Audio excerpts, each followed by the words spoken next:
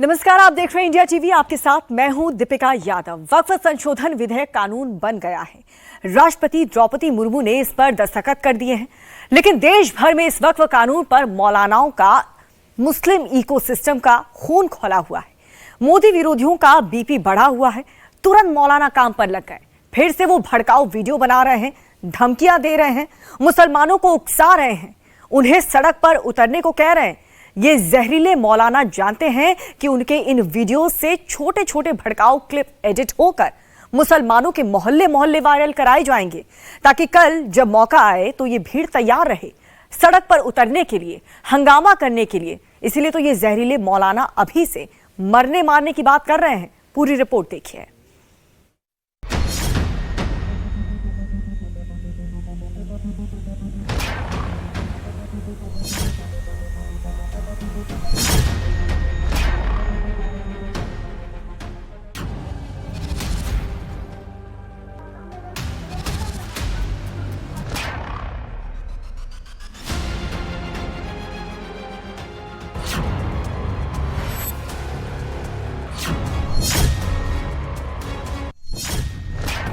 क्या वक्फ कानून के नाम पर देश में कोई बहुत बड़ा बवाल करने की साजिश चल रही है? वक्फ बिल बना कानून तो क्यों खौल रहा है मोदी विरोधी टूलकिट का खून? वक्फ बिल बना कानून तो मौलाना क्यों दिखा रहे हैं मरने मारने का जुनून? याद रखो आरएसएस, याद रखो बीजेपी के, याद रखो मोदी शाह के चमचों, मुसलमान आज सबर का दामन थामा हुआ है। उस जमाने में एक शाहीन बाग बना था, इस जमाने में इस मसले में नहीं मालूम कितने शाहीन बाग पैदा होंगे। अगर आप गोली चलाना चाहते हैं जैसे जनरल डायर ने चलाई थी, तो आपकी गोलियां कम पड़ेंगी, हमारे सीने कम नहीं पड़ेंगे। लोकसभा और राज्यसभा से पास होने के बाद वक्फ संशोधन बिल अब कानून बन गया है। तुरंत काम हो रहा है। 2 दिन के भीतर राष्ट्रपति की तरफ से इस विधेयक पर हस्ताक्षर कर दिए गए और अब वक्फ संशोधन कानून बन चुका है, लागू हो चुका है। लेकिन दूसरा पक्ष भी कहां पीछे रह रहा है। जमीयत उलेमाए हिंद इस कानून के खिलाफ तुरंत सुप्रीम कोर्ट पहुंच गया है। 102 पन्नों की याचिका दायर की गई है और याचिका में वही बातें हैं जो हमने पार्लियामेंट में सुनी, जो इस देश के मौलाना लंबे वक्त से कह रहे हैं। लेकिन ऐसा लगता है कि वक्फ कानून के बहाने देश की शांति को भंग करने की कोशिश हो रही है। मोदी विरोधियों ने वक्फ का बहाना लेकर मोदी विरोध को निशाने पर रखकर देश का अमन बिगाड़ने की साजिश रची है। जरा देखिए कि वक्फ कानून पास होने के बाद मौलानाओं ने कौन से पोस्टर छापे हैं। फैलाया जा रहा है कि हुकूमत की बुरी नजर मस्जिद और मदरसों पर है। मुसलमानों के मोबाइल पर यह पोस्टर फैलाया जा रहा है कि देखना है जुल्म की दीवार रहेगी कब तक। बताया जा रहा है कि मौलाना का बड़ा ऐलान, वक्फ बिल का विरोध करेंगे सारे हिंदुस्तान में। देखिए किस तरह की भाषा है। लिखा है, बाप की शादी में दहेज में आया हुआ वक्फ बोर्ड नहीं है। नीतीश और नायडू की फोटो लगाकर उन्हें गद्दार बताया जा रहा है। लिखा है, गफ्फार सल्फी ने धो डाला गद्दारों को और वोट करो काफिरों को। यही गद्दार वाला नैरेटिव फैलाकर बताया जा रहा है कि जिन्होंने इस बिल को कानून बनाने में मोदी का साथ दिया वो गद्दार हैं।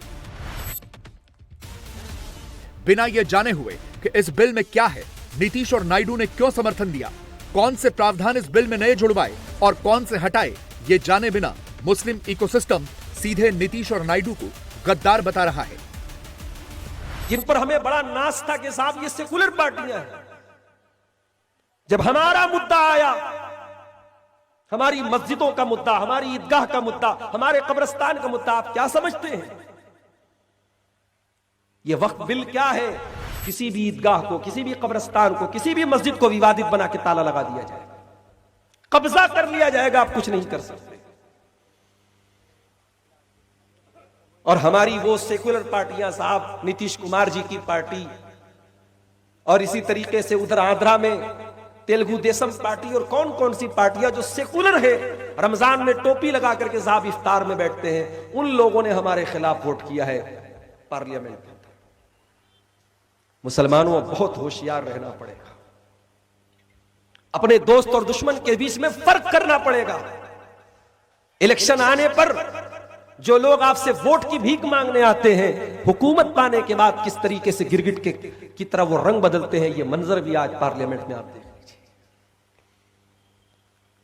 इन हालात में मुसलमानों ने ईद का त्योहार मनाया और मुझे बहुत खुशी है, हमने बहुत शांति के साथ मनाया। मौलाना अबू तालिब रहमानी का वो चेहरा खुल गया, मौलाना अनीसुर रहमान साहब का चेहरा खुल गया। और भाषा तो ऐसी है कि शायरी कर करके साहित्यिक जबान में मुसलमानों को भड़काया जा रहा है, उन्हें उनका इतिहास याद दिलाया जा रहा है और बताया जा रहा है कि अब छाती पर चढ़कर नाराए तकबीर होगा। सदाकत पर जो है मुसलमान खामोश हैं, तो इसका मतलब ये नहीं कि कुत्तों के भौंकने का वक्त आ गया। मुसलमान जिस दिन जाग गया, मुसलमान जिस दिन एक हो गया, हुकूमत की आंखों में आंखें डालकर कहेगा कि ये ताजमहल, लाल किला और कुतुब मीनार, ये ताजमहल, लाल किला और कुतुब मीनार, ये सब मेरे पुरखों की है जागीर कहेंगे। और हिंदुस्तान नक्श है, दिल में खुदा कसम, छाती पे चढ़ के नारे तकबीर कहेंगे। हिंदुस्तान नक्श है, हिंदुस्तान नक्श है, हिंदुस्तान नक्श है, दिल में खुदा कसम, छाती पे चढ़ के नारे तकबीर कहेंगे। उन्हें तारीख याद दिलाइए, पौने 1400 साल हो गए, न हम शैतान से हारे, न हम हैवान से हारे, न हम शैतान से हारे, न हम हैवान से हारे।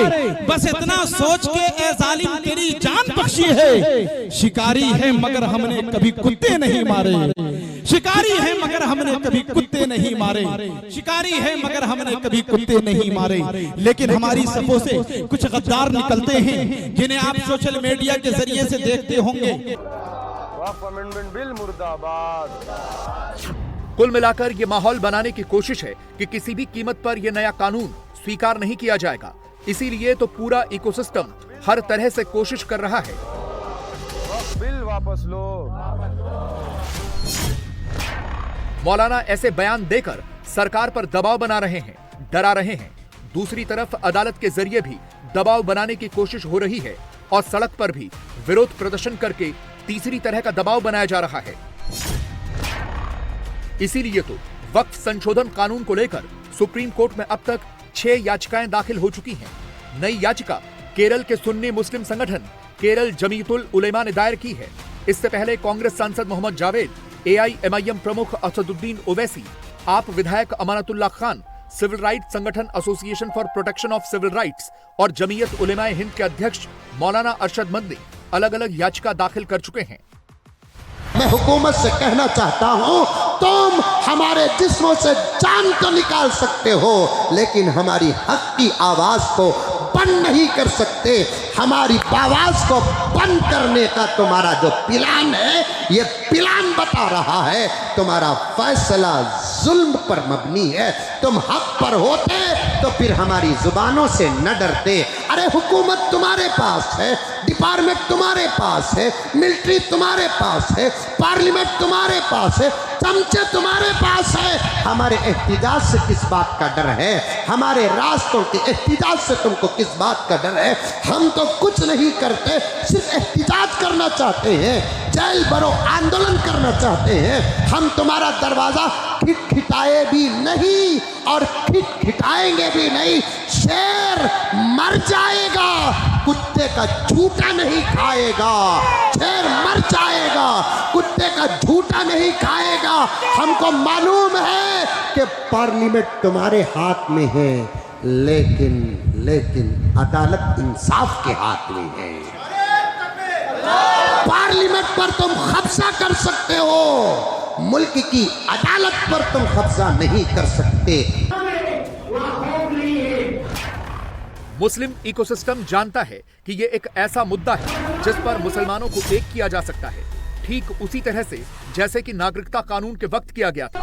तब भी यही दावा था कि मुसलमानों की नागरिकता छीन लेंगे, इसलिए सड़कों पर उतरे। तब दिल्ली में शाहीन बाग बन गया था।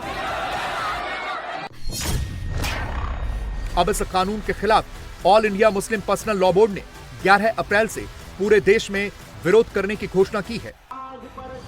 अभी से दावे किए जा रहे हैं कि इस कानून के खिलाफ देश में जगह जगह कई शाहीन बाग बना देंगे।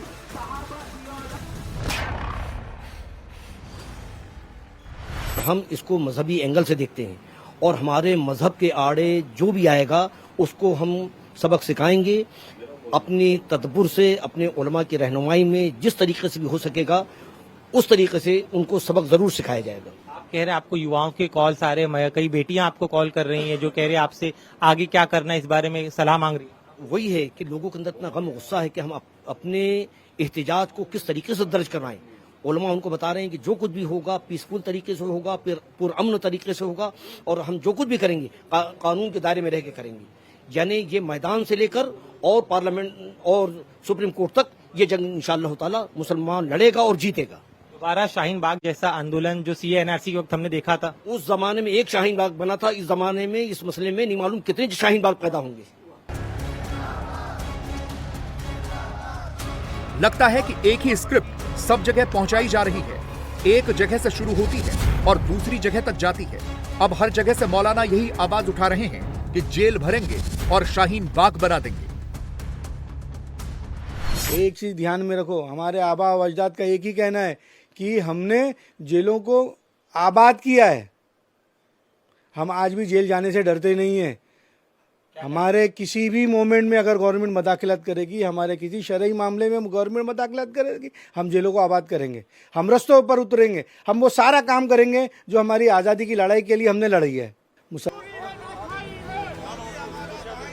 शाहीन बाग का तो पूरा देश में हल्ला है, लेकिन खुद शाहीन बाग में इस बिल के समर्थन में यात्रा निकल रही है। ये यात्रा बीजेपी अल्पसंख्यक मोर्चा की तरफ से निकाली गई थी, जिसमें भारी संख्या में सुरक्षा बलों की तैनाती भी थी। लेकिन जो शाहीन बाग पूरे देश में मुस्लिम प्रोटेस्ट का प्रतीक हो, वहां से जानबूझकर यह संदेश दिया गया है कि मुसलमान इस बिल पर बीजेपी के साथ हैं। दिल्ली के शाहीन बाग में आज वक्फ संशोधन बिल के समर्थन में बीजेपी अल्पसंख्यक मोर्चा की तरफ से एक पदयात्रा निकाली गई। यहाँ पर आपको नजर आ रहा है कि जो बीजेपी अल्पसंख्यक मोर्चा से जुड़े हुए लोग हैं, खासतौर पर जमाल सिद्दीकी आपको जो राष्ट्रीय अध्यक्ष है अल्पसंख्यक मोर्चा के, वो दिखाई देंगे। और सुरक्षा देखिए कितनी ज्यादा यहाँ पर बढ़ाई गई है।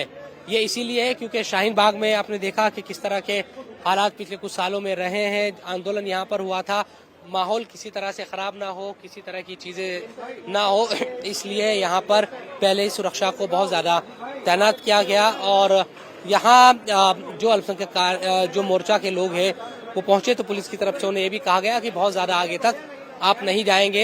एक जगह जो मुकर्रर की गई उसी जगह पर जो पदयात्रा है वो यहाँ पर निकाली गई। बिल्कुल शाहीन बाग भी माननीय प्रधानमंत्री के फैसले के साथ खड़ा हुआ है। शाहीन बाग भी जो वक्फ बोर्ड का लाइसेंस था, जो लूट का लाइसेंस था, उससे परेशान था, उनके साथ खड़ा हुआ है।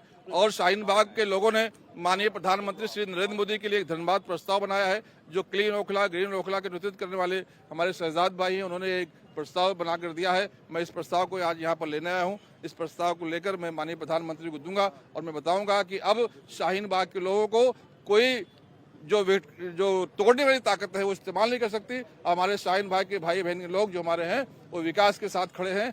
आपने जो एक नया कानून बनाया है, जो कानून अब गरीबों को मदद करेगा, जो वक्फ बोर्ड का इनकम बढ़ेगा, उससे यतीम बेवा बेसहारा का मदद होगा, उसके साथ शाहीन बाग के लोग खड़े हैं। दिल्ली का शाहीन बाग तो फिलहाल शांत है, लेकिन बाकी हिंदुस्तान से आवाज उठ रही है और उसे भड़का रहे हैं मौलाना। ये कर्नाटक के मैसूर की तस्वीरें हैं, जहां मौलाना सड़क पर मुसलमानों को भड़का रहे हैं, बीजेपी को, मोदी को और आरएसएस को अपशब्द कह रहे हैं। हम बर्दाश्त नहीं करेंगे। हमारे चीज का सौदा हमने किया, तुमने हमारे नौजवानों की लिंचिंग की, हम सब्र करते रहे। तुमने बाबरी मस्जिद पर नाजायज कब्जा किया, कोर्ट को, एजेंसियों को सामने रखकर मिसयूज किया, हम बर्दाश्त करते रहे। आज तुम हमारे कब्रिस्तान, हमारे दरगाह, हमारे बुजुर्गों के मज़ारात, हमारे मसाजिद, हमारे ईदगाहों पर हाथ डालने की बात कर रहे हो।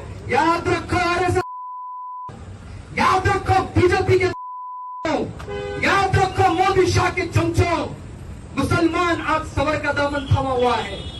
मुसलमान तुम्हारे बाप दादा अंग्रेज से नहीं डरा है, तुम्हारे बाप दादा अंग्रेज को जूते से मारकर हम इस मुल्क से निकाले हैं, जबकि तुम अंग्रेज की गुलामी करते थे। आज हमें मालूम है किस तरह तुम्हें जवाब देना है। ये आज ट्रेलर है, ट्रेलर। आज हम सिर्फ बताने के लिए आए हैं कि भारत में हम किसी जुल्म को बर्दाश्त नहीं करेंगे। मुस्लिम इकोसिस्टम की कोशिश है कि वो मुसलमानों को इस हद तक भड़का दे कि वो सड़कों पर उतर जाएं। हालांकि वो लगातार ये कोशिशें पिछले कई महीनों से कर रहे थे, लेकिन जब बात नहीं बनी तो अब मुसलमानों को उनका इतिहास याद दिलाया जा रहा है। बहुत ही नपे तुले शब्दों में बिना जिहाद का नाम लिए जिहाद याद दिलाया जा रहा है, और इसमें पूरा का पूरा मुस्लिम इकोसिस्टम शामिल है। उनकी अगुवाई करने वाले मौलाना शामिल हैं। गौर से सुनिए। एक दौर वो था 100 साल पहले का, जब यहाँ पर मौजूद अंग्रेज इस कौम को देखकर ये कहने पर मजबूर हो गया था, ये फाका कश मौत से डरता नहीं, जरा भूखों पर भूखा रहता है लेकिन मौत से डरता नहीं। रूह मोहम्मदी इसके बदन से निकाल दो। रूह मोहम्मदी इनके बदन में थी। अंग्रेज थरथराते थे। इस कौम का कोई जवाब ही नहीं है। सबसे ज्यादा अगर किसी चीज से डराया जा सकता है तो मौत से, और ये कौम ऐसी है कफन तो अपने कंधे पर लेकर घूमती है, जहां मौत आ जाए सो जाए। ये फाका कश मौत से डरता नहीं जरा, रूह मोहम्मदी इसके बदन से निकाल दो। ये किसकी बात थी? अंग्रेजों की बात थी। और आज हालात बदल गए। सारा का सारा जमाना तुम पर आज भूखे भेड़िया की तरह झपट पड़ा हुआ है।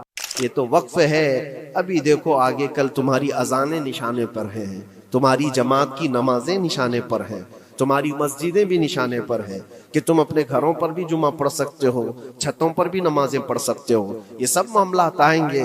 बुर्का, हिजाब, टोपी, दाढ़ी वैसे ही चल चुके हैं मसले। हर चीज निशाने पर है। अरे तुम्हारे खाने भी निशाने पर है। तुम क्या खाओगे, क्या बचाओगे, ये भी निशाने पर है।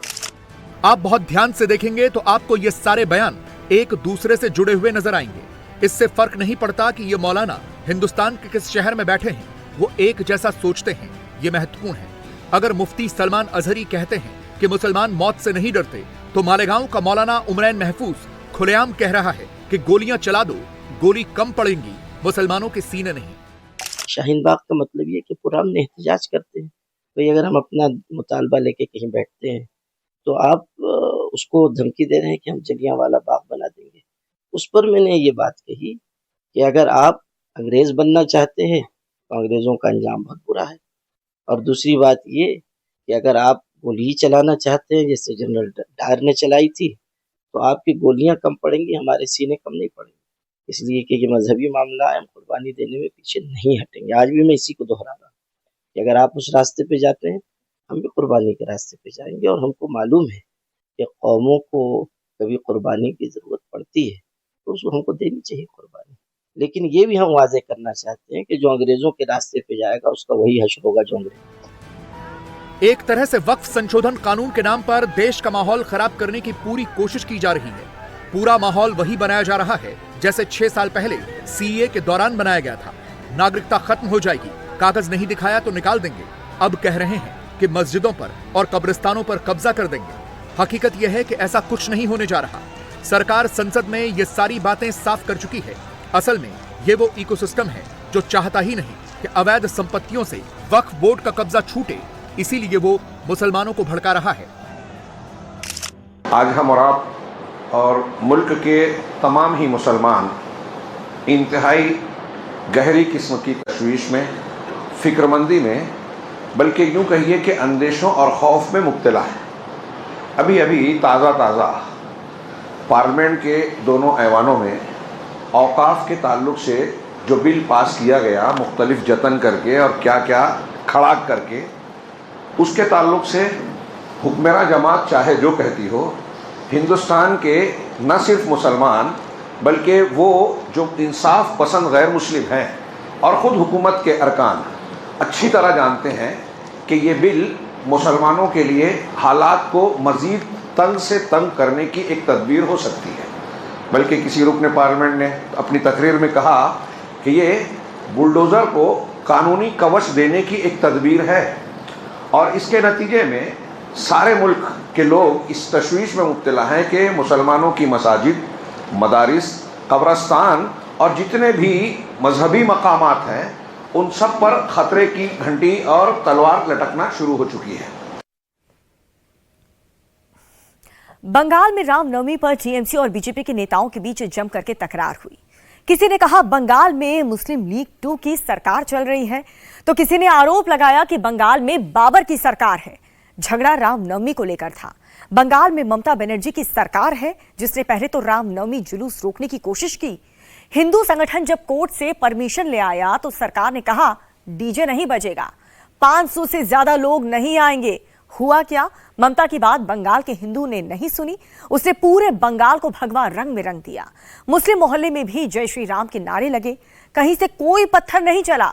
बाबा बागेश्वर ने मुंबई में रामनवमी मनाई और विरोधियों को छक्के छुड़ा दिए।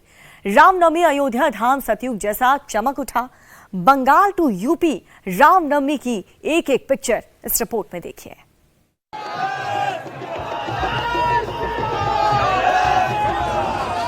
बंगाल से अयोध्या तक हिंदुओं ने रामनवमी कैसे मनाई?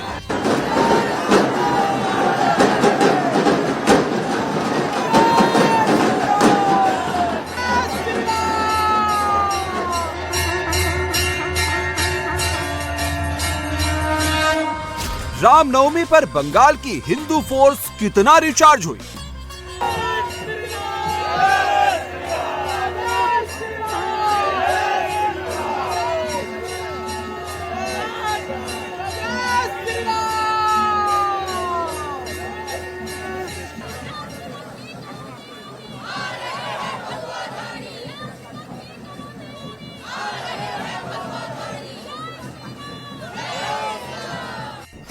रामनवमी के दिन बंगाल में मुस्लिम लीग 2 की बात क्यों हुई?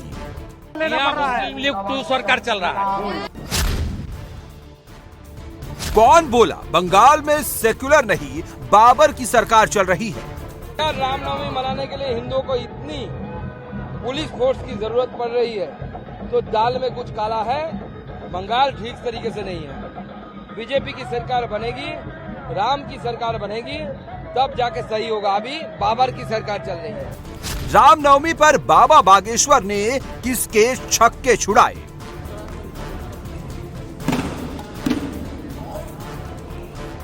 ये बंगाल में हिंदू सेना की ताकत है। रामनवमी पर कोलकाता, हावड़ा, जादवपुर, सिलीगुड़ी और नंदीग्राम समेत पूरे बंगाल में करीब 2000 से ज्यादा जुलूस निकले। तमाम बंदिशों के बावजूद हिंदू सेना ने बंगाल को भगवा के रंग में रंग दिया।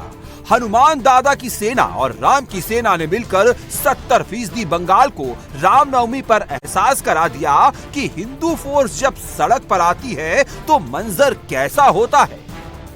जय श्री राम इतना बड़ा पॉलिटिकल नारा कैसे हो गया, जहां टीएमसी को लगता है कि उन्हें चिढ़ाने के लिए बोला जाए। 2021 में जब विधानसभा निर्वाचन था, चुनाव था हम लोग का यहाँ पर, तब ममता बनर्जी एक रैली में तो हम लोग का कुछ कार्यकर्ता बोल दिया था जय श्री राम। तो ये सुन के इतना चिढ़ गया, इतना चोर गया, एक सीएम गाड़ी से उतर के वो लोग का पीछे भागने लगा। तब से बंगाल का जितना भाजपा कार्यकर्ता है सब एक बात दिमाग में बैठा लिया, जय श्री राम बोलने पर जैसे बोलता है भूत भगता है, वैसे ममता दीदी भी भगता है जय श्री राम बोलने। तो देखिए, जय श्री राम सिर्फ भक्ति वाला नारा नहीं, बंगाल में जय श्री राम एक पॉलिटिकल मैसेज वाला नारा है। ये हावड़ा की वही गलियां हैं जहां 2023 में कट्टरपंथियों ने अंजनी पुत्र सेना पर जमकर पथराव किया था। हिंदुओं को राम की शक्ति पूजा से रोकने की कोशिश की थी। इस बार हावड़ा के मुस्लिम मोहल्ले में जय श्री राम के नारे भी लगे और भगवा भी लहराया। डीजे की जगह ढोल नगाड़े बजाते हुए हिंदू सेना आगे बढ़ी। आपके हाथ में लोहे का डंडा है जो मना किया गया। डंडा नहीं है, ये हमारा ध्वज है, ये हमारी जीवन से भी बड़ा प्रतीक चिन्ह है, तो हम इसको कैसे ले जाए? ने बताया हमें। ये हमारा भगवा ध्वज है, हमारी पहचान है, इसको हम कैसे नकार सकते हैं? ढोल नगाड़ों के साथ दिलचस्प बात यह है कि हाईकोर्ट ने इस पूरे आयोजन में यहाँ पर डीजे बजाने पर आपत्ति जताई थी, इसलिए आपको यहाँ पारंपरिक ढोल और पारंपरिक नृत्य दिखाएंगे। हालांकि ये शोभा यात्रा लिमिटेड है, 500 लोगों की ही अनुमति है। जहां आपने बाकी शोभा यात्राओं में बड़ी झांकी देखी होगी, लेकिन भगवान शिव का डमरू यहाँ पर है, ढोल नगाड़े यहाँ पर है और इस तरह के ढोल नगाड़ों के बीच शोभा यात्रा निकल रही है। हिंदू सेना की दुर्गा वाहिनी भी हुंकार भरते हुए सड़क पर पूरी ताकत से भगवा लेकर उतरी।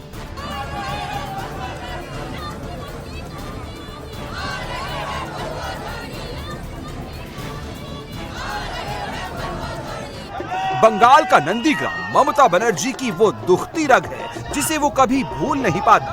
नंदीग्राम में ममता को पटखनी देने वाले शुवेंदु अधिकारी ने रामनवमी पर ही 2026 की जीत का हवन कर दिया है।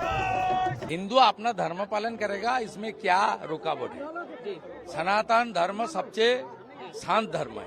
500 साल बाद अयोध्या का राम मंदिर मिला, ये हमारी सबसे बड़ा सौभाग्य है। दुर्गा बहिनी जय श्री राम, जय श्री राम, जय श्री राम। अभयर मुतार्जन ना घटे, एकदम अभयर मुतार्जन ना घटे।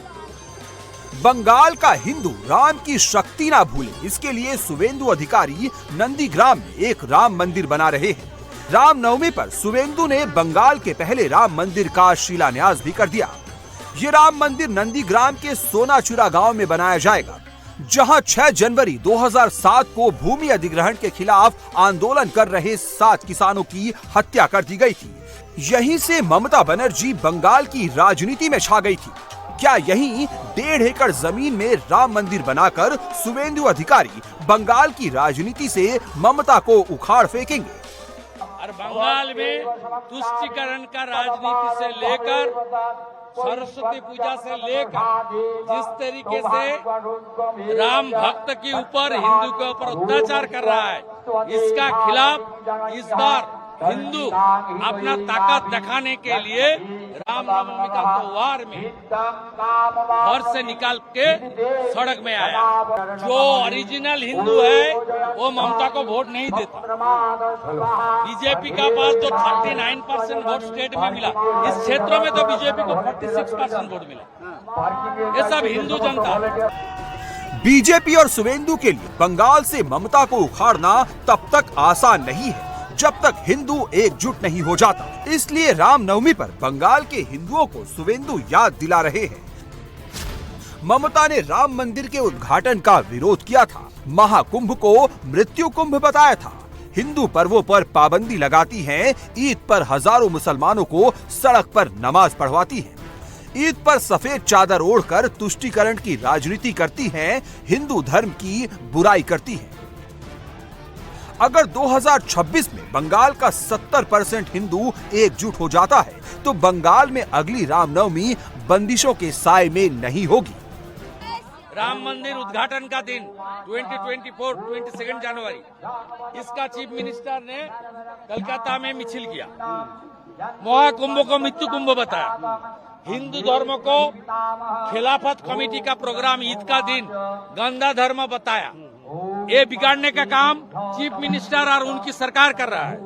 मोदी जी का स्लोगन है ये जमीनी हकीकत है, एक रहेगा तो सेफ रहेगा और बांटना मत। इस बार बंगाल का सनातनी बांटेगा नहीं, वो 500 रुपया में बिकने वाला नहीं है। इस आसनसोल में बीजेपी विधायक अग्निमित्रा पॉल तलवार लेकर रामनवमी जुलूस में शामिल हुई। मुख्यमंत्री ममता बनर्जी पर सीधा अटैक कर हिंदू सेना का जोश दोगुना कर दिया। बंगाल में रामनवमी पर हिंदू संगठनों ने 5000 जगहों पर राम महोत्सव मनाया, 200 के करीब झांकी निकाली गई, 2000 से ज्यादा जुलूस पूरे बंगाल में निकाले गए। हम लोग किसी का परमिशन का हम लोग मोहताज नहीं है, इंटीमेशन देना है, पुलिस को इंटीमेशन दे दिए है। जहां भी रामनवमी का मिছিল निकलेगा वो हम लोग जोरदार धूमधाम से करेंगे और कोई भी पुलिस या कोई भी प्रशासन का लोग अगर उसको बंद करने के लिए आएंगे तो आप एक बार दीदी भाई को फोन लगा दीजिए। ये आसनसोल जिला में कहीं पर अगर पुलिस और प्रशासन में बाधा देने का कोशिश किए तो दीदी भाई है आपके साथ, कोई चिंता का कारण नहीं।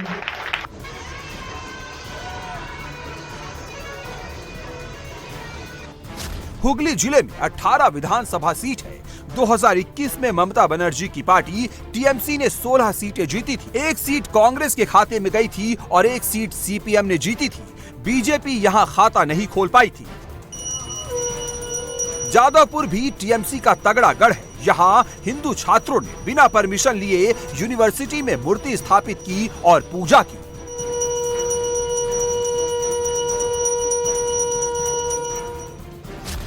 इसे बंगाल के हिंदुओं में बढ़ती एकता और युवाओं के मन बदलने का संकेत माना जा सकता है।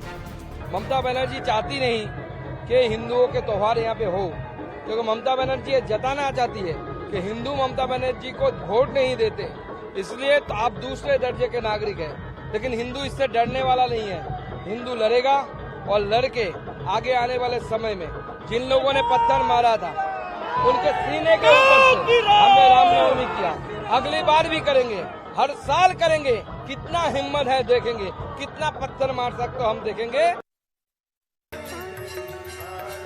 बंगाल में रामनवमी हिंदू एकता की मिसाल बनी तो मुंबई में बाबा बागेश्वर ने कट्टर हिंदुत्व की प्रयोगशाला में रामनवमी का जश्न मनाया। खूब मुस्कुराते रहो, हंसते रहो, क्योंकि अपन बंबई में हैं।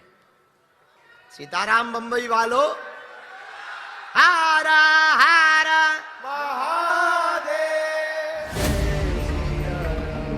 इस मौके पर बाबा बागेश्वर ने वक्फ संशोधन बिल के खिलाफ वोट देने वालों से हिंदुओं को सावधान किया। उनको इस बात से बहुत लज्जा लगी, शर्म। संसद में बैठे हुए कुछ लोगों को छोड़कर सबके सब सनातनी हैं, पर वक्फ बोर्ड में हमने तनातनी देखी। सनातनियों की जगह तनातनी देखी।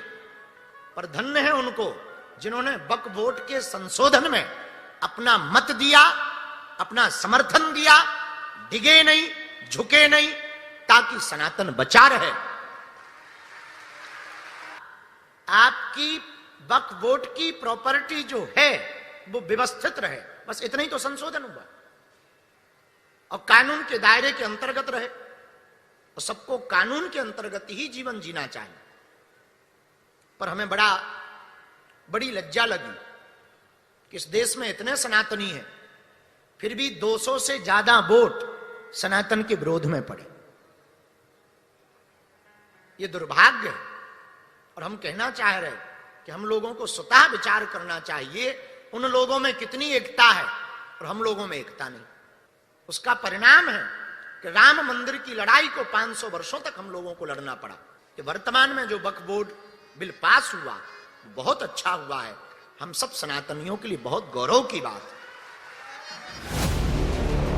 रामनवमी पर बाबा बागेश्वर ने तुष्टीकरण की राजनीति करने वाली पार्टियों की जमकर खबर ली। वहां मौजूद हजारों हिंदुओं को ऐसी पार्टियों से सावधान रहने को कहा। बाबा बागेश्वर ने कांग्रेस और समाजवादी पार्टी की जमकर खबर लेते हुए पूछा कि राम मंदिर की जमीन पर अस्पताल बनाने की बात करने वाले वक्फ की जमीन पर कब अस्पताल बनाने की बात कहेंगे। राम मंदिर जब बन रहा था तब लोग बड़ा कमेंट कर रहे थे, अस्पताल बनाया जाना चाहिए, यहाँ पर जो है यूनिवर्सिटी बनाई जानी चाहिए। एक भी कमेंट हमने वक्फ बोर्ड की जमीन पर नहीं सुना कि वक्फ बोर्ड की जमीन पर अस्पताल बनना चाहिए। रामनगरी अयोध्या में लाखों हिंदू रामनवमी के दिन जमा हुए। देश के कोने कोने से करीब 30 लाख से ज्यादा हिंदू प्रभु राम का जन्मोत्सव मनाने आए। दोपहर 12 बजे रामलला का सूर्य तिलक हुआ। 4 मिनट तक उनके ललाट पर सूर्य की किरणें डाली गई। राम मंदिर उद्घाटन के बाद ये दूसरा मौका है जब रामलला का सूर्य तिलक किया गया। रामनवमी पर रामलला का खास श्रृंगार किया गया। सोने से जड़े हुए पीतांबर वस्त्र पहनाए गए। रामनवमी पर रामलला के दर्शन करने पहुंचे लोगों का रेड कारपेट वेलकम हुआ। सोचिए, अगर योगी और बीजेपी की सरकार नहीं होती तो क्या राम मंदिर में दर्शन करने आने वाले हिंदुओं का ऐसा स्वागत होता? धूप और गर्मी से बचाने के लिए जगह जगह छाया का इंतजाम होता? क्या सरयू का जल ड्रोन से श्रद्धालुओं के ऊपर छिड़का जाता? लेकिन रामनवमी को अयोध्या में वो सब हिंदुओं को देखने को मिला जिसके लिए वो तरस गए थे। अयोध्या के रामपथ में सरयू का जल आ गया है। सरयू नदी यहाँ से करीब 2.5 किलोमीटर दूर है, लेकिन ये जल यहाँ श्रद्धालुओं पर इसका छिड़काव किया जा रहा है। इसमें खुशबू भी है और जो श्रद्धालु दूर दूर से आए हैं उनकी नज़र सबकी आपको आसमान में दिखेगी, क्योंकि ये जो जल है उसकी एक अलग यहाँ मान्यता है। सरयू नदी की मान्यता है, हर श्रद्धालु जाता है उसमें डुबकी लगाना की कोशिश करता है और उस सरयू का जल यहाँ इस समय रामपथ पे श्रद्धालुओं के ऊपर छिड़का जा रहा है। कितना इसमें ड्रोन में पानी है, कितनी देर तक ये चलता है? जी, इसमें 30 लीटर तक का सरयू जी का जल है और ये कई किलोमीटर तक की दूरी तय कर सकता है। लगभग आधे से पौन घंटे की देरी मतलब टाइम होता है ड्यूरेशन इसका। और आप देख सकते हैं तमाम श्रद्धालुओं में चेहरे पे कितनी खुशी है और उत्साह है। ये अपने आप में एक पहली बार एक ऐसी चीज हुई है। जिन ड्रोन से श्रद्धालुओं पर पवित्र सरयू जल छिड़का गया, उस ड्रोन का रंग भी भगवा है और उसमें जय श्री राम लिखा है। रामनवमी को पूरी अयोध्या ही भगवा रंग में रंगी हुई है। योगी सरकार में जिस तरह से अयोध्या चमक दमक रही है, उससे लोग बहुत खुश हैं।